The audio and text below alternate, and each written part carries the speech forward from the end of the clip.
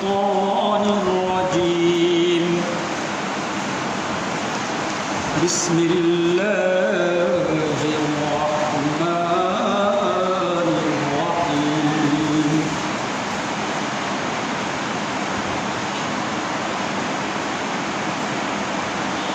رب هب لي من الصالحين.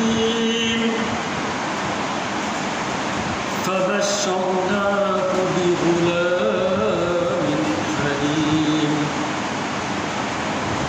فلما بلغ معه السعي قال يا بني إني أرى في المنام أني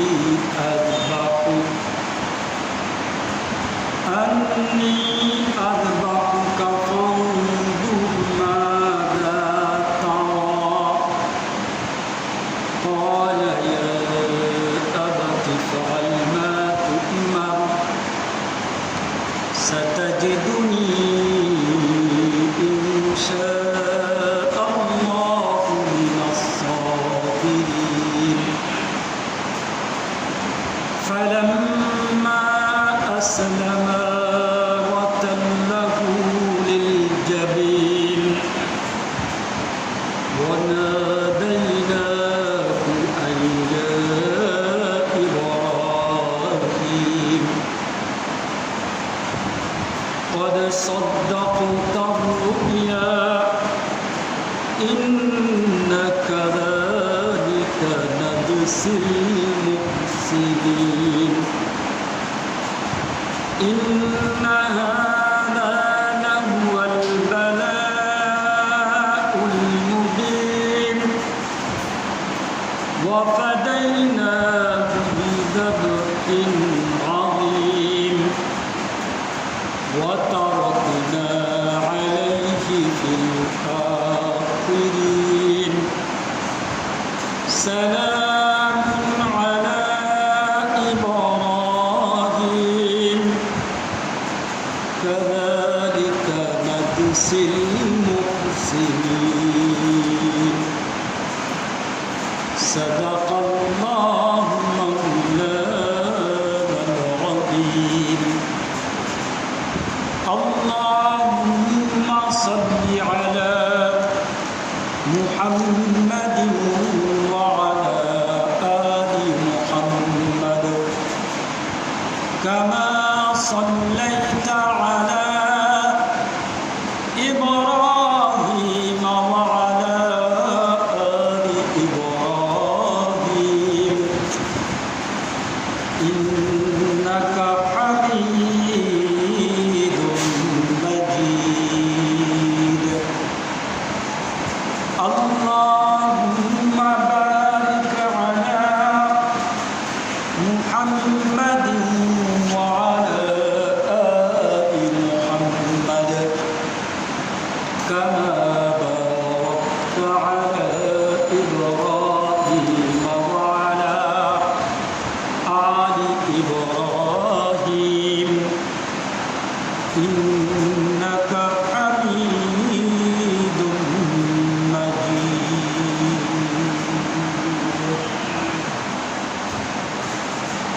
الحمد لله আল্লাহ জাল্লা শানুহু বিশ্বর কৃতজ্ঞতা প্রকাশ করছি যে আল্লাহ জাল্লা শানুহু দুর্বিষহ এই মহামারীর সময়ে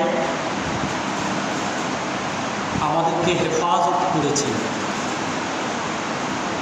এখন পর্যন্ত আমরা আল্লাহ তাআলার জিম্মায় ভালো আছি। মহামারী দেখা দিলে আল্লাহ রাসূল সাল্লাল্লাহু আলাইহি ওয়াসাল্লাম যে কথা বলেছেন, মহামারী পীড়িত এলাকায় যেও না,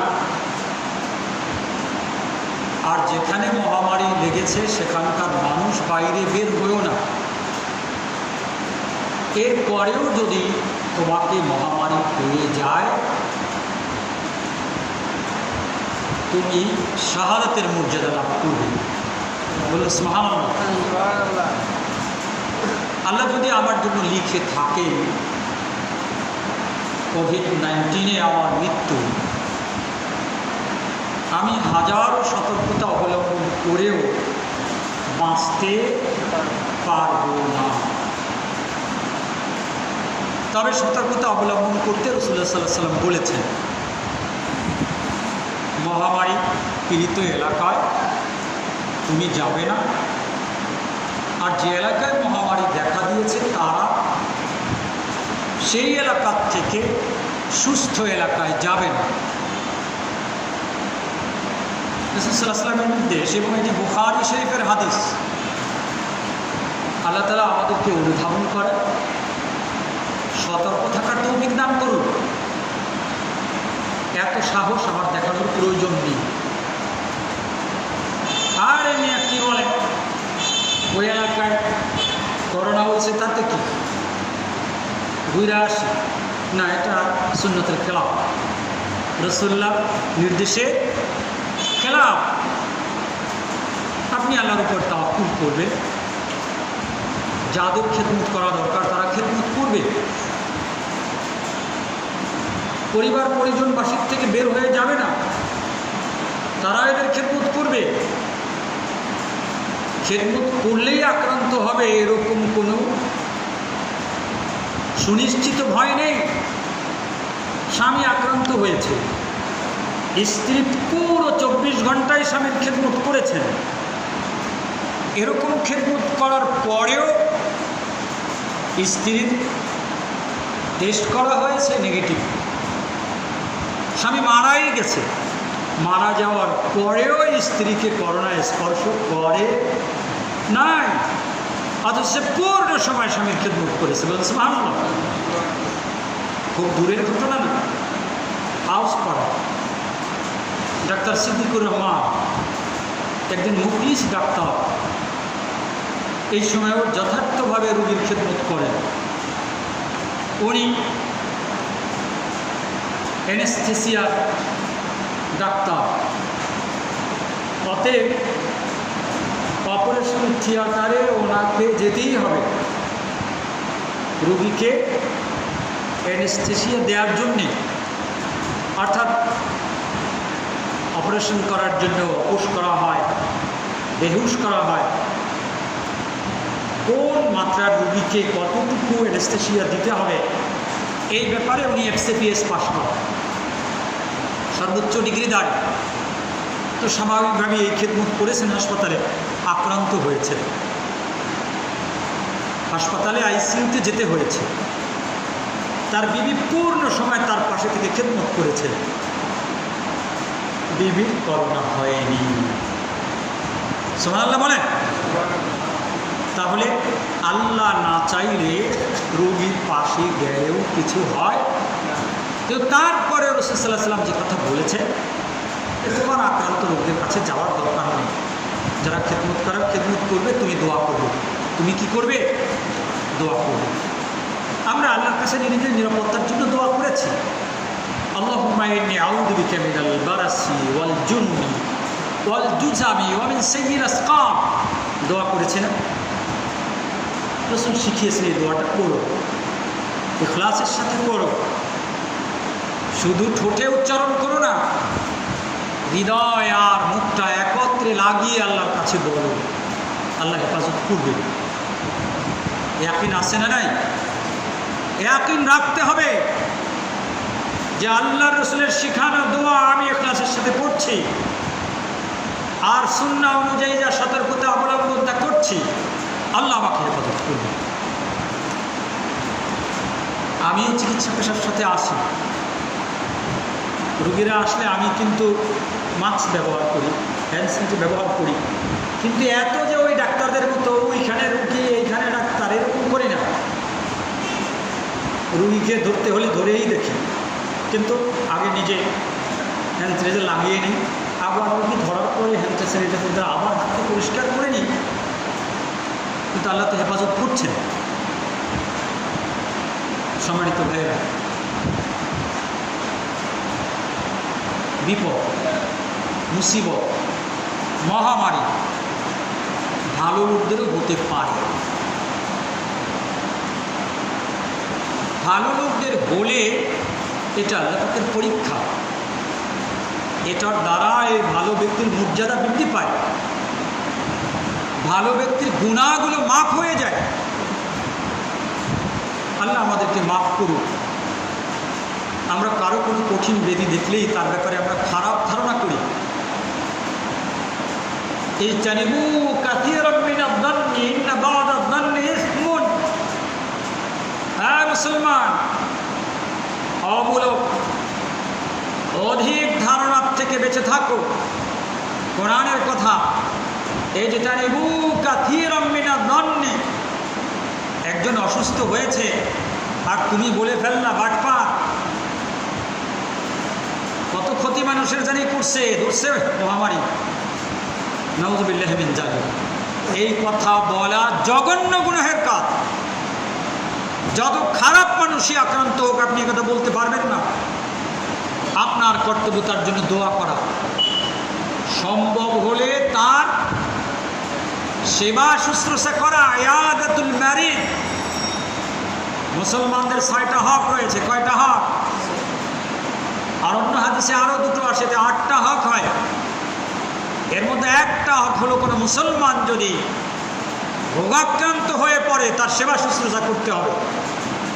এই সময় আপনি তার কাছাকাছি দিয়ে সেবা শুশ্রূষা করতে পারবেন না, কিন্তু কোনো বাড়িতে হলে ওই বাড়িটা আইসোলেশনের ভিতরে পড়ে যায়। এই বাড়ির মানুষগুলো বাইরে বের হতে পারে না। এখন আপনাদের কর্তব্য এই বাড়ির লোকদের যা দরকার তা পৌঁছে দেয়। বুঝতে পেরেছেন?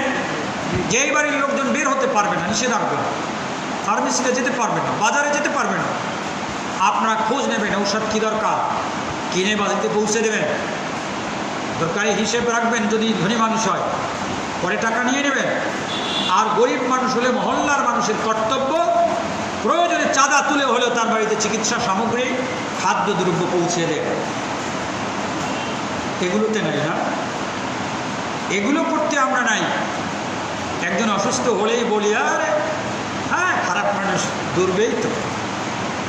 এই মেয়ে, তুমি তোমার দিকে তাকিয়েছ, তুমি কতটুকু ভালো? নো দাইসেলফ, নিজেকে চেনো। মান আরাফা নাফসাহু ফাকাদ আরাফা রাব্বাহু, যে নিজেকে চেনে সে আল্লাহকে চেনে। আর যে নিজেকে চেনে না বড় দুর্ভাগ্য। ওয়ালা তাকুনু কাল্লাযীনা নাসাল্লাহ ফাআনসাহুম আনফুসাহুম, তুমি যদি নিজেকে চিনতে না পারো এটা বড় গোমরাহি, বড় বদবক্তির একটা আলামত। আল্লাহর নির্দেশ ওই ব্যক্তির মতো হয়েও না যারা আল্লাহকে ভুলে যায়, পরে আল্লাহ তাকে নিজেকেই ভুলিয়ে দেয়। ফাআনসাহুম আনফুসাহুম, আল্লাহকে ভুলে যাওয়ার কারণে ও ব্যক্তি নিজেকেই ভুলে যায়। নিজের ভালো মন্দ, খারাপি, ক্ষতি এগুলো সে বোঝে না। সিগারেট ক্ষতিকর, কিন্তু একদল বদবক্ত মানুষ সিগারেট খায়া খায়া নিজের লাঞ্চটাকে নষ্ট করে দেয়, পরে ক্যান্সারে আক্রান্ত হয়। মদ, পেনসিলিন, আরও এখনকার মারাত্মক মারাত্মক মাদকদ্রব্য মানব শরীরের জন্য মারাত্মক ক্ষতিকর, কিন্তু আল্লাহর দুশ্মনী করার কারণে আল্লাহ ওকে নিজেকে ভুলে দিছে, ওর নিজের শরীরের ভিতরে নিজে বিষ ঢোকায়। বলেন নাউযুবিল্লাহ। পয়সা দিয়ে কিনে সিরিজ দিয়ে নিজের শরীরে নিজে বিষ ঢোকায়। ওয়ালা তাকুনু কাল্লাযীনা নাসুল্লাহ, ওই লোকদের মতো হয়েও না যারা আল্লাহকে ভুলে যায়। ফাআনসাহুম আনফুসাহুম, অতঃপর আল্লাহ তাদেরকে নিজেদেরকে ভুলিয়ে দেয়। উলাইকা হুমুল খাসিরুন, এই সমস্ত লোকেরা সবাই ক্ষতিগ্রস্ত। বলেন নাউযুবিল্লাহ। আল্লাহ এই সমস্ত লোকদের অন্তর্ভুক্ত হওয়ার থেকে আমাদেরকে পরিত্রাণ দান করুন। অতএব দুরারোগ্য ব্যাধি, corona, cancer, blood cancer, thalassaemia, এগুলো কারো হলে তার প্রতি খারাপ ধারণা রাখার কোনো সুযোগ নেই, বরং আপনি মুসলমান হিসাবে তার যতদূর খেদমত করা সম্ভব ততদূর খেদমত করা। খেদমত তার পাওনা আপনার কাছে, এটা আপনার বদান্যতা না, এটা তার পাওনা। আপনি তার প্রতিবেশী, আপনি একজন মুসলমান, প্রতিবেশী অসুস্থ হয়েছে, একজন মুসলমান অসুস্থ হয়েছে, খেদমত আপনার কাছে তার পাওনা, এটা অধিকার, আপনার কোনো বদান্যতা বা অনুগ্রহ নয়। বুঝতে হবে, বিষয়টা বুঝতে পারছি তো সম্মানিত ভাইয়েরা? আল্লাহ রাসূল সাল্লাল্লাহু আলাইহি ওয়াসাল্লাম হাদিসে বলেছেন, মা মিন মুসিবাতিন তুসিবুল মুসলিমা ইল্লা কাফফারাল্লাহু বিহা আনহু হাত্তা শাওকাতিন ইউশাকিহা। বুখারী শরীফের 5740 নম্বর হাদিস। কোনো মুসলমানকে যখন কোনো বিপদ পায়, কোনো মুসিবত পায়, এটা তার জন্য তার গুনাহের কাফফারা হয়ে যায়। এমনকি মুসলমানের পায়ে যদি কোনো কাঁটার আঘাত লাগে, এর দ্বারাও তার গুনাহ মাফ। আপনি নিন্দাবাদ করতেছেন না, ওর তো গুনাহ মাফ হচ্ছে, ও তো আল্লাহর কাছে বেগুনাহ হয়ে যাওয়ার ব্যবস্থা হচ্ছে। ও আক্রান্ত হওয়ার পর ব্যক্তি কান্নাকাটি করে না করে না, আল্লাহ আল্লাহ করে না করে না, আল্লাহর কাছে ক্ষমা চায় না চায় না। আপনি ভাবছেন করোনায় আক্রান্ত হয়েছে, এখন বুঝি আল্লাহ ওর ইস্তেগফার কবুল করেন না, ওর দোয়া বুঝি এখন আল্লাহ কবুল করেন না। ভুল ধারণা আপনার। বরং অসুস্থ ব্যক্তির দোয়া আরও বেশি আল্লাহ কবুল করেন। আপনারও উচিত ওর কাছে যে দোয়া চাও। আপনি দোয়া চাইবেন কিভাবে? ওর জন্য ঔষধ পাঠিয়ে দেন, বলতে হবে না দোয়া করিও। ও যখন জানবে যে আব্দুর রহমান ভাই আমার জন্য ঔষধ পাঠিয়েছে, ও চোখের পানি ফেলে আল্লাহর কাছে বলবে যে আমার এই বিপদে কেউ আসে না, আব্দুর রহমান ঔষধ পাঠিয়ে, আল্লাহ আব্দুর রহমানকে নিরাপদ রাখিও। আপনি নিরাপদ হয়ে গেলেন। বলুন সুবহানাল্লাহ। বুখারী শরীফের 5641 নম্বর হাদিস। রাসূলুল্লাহ সাল্লাল্লাহু আলাইহি ওয়াসাল্লাম বলেন, মা ইউসিবুল মুসলিমু মিন নাসাবিন ওয়ালা ওয়াসাবিন ওয়ালা হাম্মিন ওয়ালা হুজনিন ওয়ালা আযা ওয়ালা গাম্মিন হাত্তা শাওকাতান ইউশাকুহা ইল্লা কাফফারাল্লাহু বিহা মিন খাতায়াহু। কোন মুসলমানকে যখন কোন কষ্ট স্পর্শ করে, কোন বিপদ স্পর্শ করে, কোন দুশ্চিন্তা স্পর্শ করে, বিগত দিনে হারিয়ে যাওয়া কোনো বিষয়ে সে চিন্তাগ্রস্ত হয়ে পড়ে, কিংবা কোনো কষ্ট তার হয়ে যায়, কিংবা সে কোনো টেনশনে পড়ে যায়, এমনকি যদি তার কোনো কাঁটাও শরীরে ফুটে, আল্লাহ এই বিপদগুলো, এই কষ্টগুলো, এই রোগগুলো, এই চিন্তাগুলো তার গুনাহের কাফারা বানিয়ে দেয়। সুবহানাল্লাহ। আর আপনি খারাপ ধারণা করতেছেন না আমরা পজিটিভ হতে পারি না, এটা আমাদের জাতীয় দোষ, এই বাঙালি জাতির দোষ। এরা পজিটিভ চিন্তা করতে জানে না, সব সময় নেগেটিভ চিন্তা করে। যখনই শুনে একটা লোকের এইডস হয়েছে, তো ও বলে যে একটা প্রস্পোটারে গিয়েছে, বলেন নাউজুবিল্লাহ, কি বলে এইডস হয়েছে, তো বলে কি সে খারাপ মহিলাদের কাছে গিয়েছে। নাও তো হতে পারে। আল্লাহ আমাদেরকে মাফ করুন। হুসনুল জান্নাহ মিন হুসনিল ইবাদত, ব্যক্তির প্রতি ভালো ধারণা রাখা একটা ভালো ইবাদত। বলুন সুবহানাল্লাহ। রাখতে পারবো না, আল্লাহ আমাদেরকে বোঝার তৌফিক দান করুন। রাসূলুল্লাহ সাল্লাল্লাহু আলাইহি ওয়াসাল্লামের আরেকটা হাদিস, মাসালুল মুমিনি কাল খাম্মাতি মিনাস সার তাফিউ মাররাতান ওয়া তা'দিলুহা মাররাতান মাসালুল মুনাফিকি কাল আরজাতি লা তুজালু হাত্তা ইয়াকুনু আন জাউফাহা মাররাতান ওয়াহিদাতান। রাসূল সাল্লাল্লাহু আলাইহি ওয়াসাল্লাম বলেন, মুমিনের উদাহরণ শস্যের বীজের মতো। একটা শস্য দানা লাগালে এই বীজটা ওঠে, এটা কখনো বাতাসে শুয়ে পড়ে আবার সোজা হয়। এটা মুমিনের উদাহরণ। মুমিনের জীবনে বিপদ আসতে পারে, কখনো ভাটি কখনো উজান, এটা আসতে পারে, কিন্তু মুমিনের অবস্থা এক থাকে না। সব সময় মুমিনের জীবনে বিপদ থাকে না, কিন্তু মুনাফিকের অবস্থা খারাপ। এইটা কঠিন গাছের মতো, এইটা যখন ভাঙ্গে একেবারে ভেঙ্গেই পড়ে, এটা সোজা হওয়ার কোনো উপায়। তাতে মুমিন জীবনে কারো বিপদ দেখে নিন্দাবাদ করা বৈধ নয়, হারাম। বরং তার খেদমত করবেন, তার বাড়িতে সাহায্য পাঠাবেন, খোঁজ খবর নেবেন, আর তার জন্য সবাই মিলে দোয়া করবেন। আল্লাহ তাআলা তৌফিক দান করুন। রাসূল সাল্লাল্লাহু আলাইহি ওয়াসাল্লামের আরেকটি হাদিস, এটিও বুখারী শরীফের, মা মিন মুসলিমিন ইউসিবুহু আদান ইল্লা হাতাল্লাহু আনহু খাতায়াহু কামা তুআতু ওয়ারাকাশ শাজার কামা তুআত ওয়ারাকাল শাজার। কখনো মুমিনের যদি কখনো কোনো বিপদ আসে, এর দ্বারা আল্লাহ তাআলা তার গুনাহগুলো মাফ করে দেন, যেভাবে গাছের থেকে পাতাগুলো ঝরে পড়ে। বলেন সুবহানাল্লাহ। আল্লাহ রাসূল কত সুন্দর উদাহরণ দিয়েছেন, কথাগুলি শুনে ভালো লাগছে কি না? এখন কি এলাকার অসুস্থ ব্যক্তিদের খেদমতের আগ্রহ জাগছে কি না? এতদিন যে বলতাম বদমাইশ সারা জীবন ক্ষতি করে বেড়াইছে, এই জন্যই ওরে ধরছে গজবে, নাউজুবিল্লাহ বলেন। এ কথা বলবেন না, কেউ বলবে না? আমি শুনছি অনেকেই বলে, আরে মিয়া ভালো মানুষের ধরে না। এখন অন্তত আমার জানা মতে আমার পরিচিত 10 জন আলেম অসুস্থ হয়ে আইসিইউতে আছে। খারাপ, এই মানুষগুলি খারাপ, কখনোই কথা বলবেন না। আল্লাহ আমাদেরকে বোঝার, আমল করার তৌফিক দান করুন। বলুন আমিন।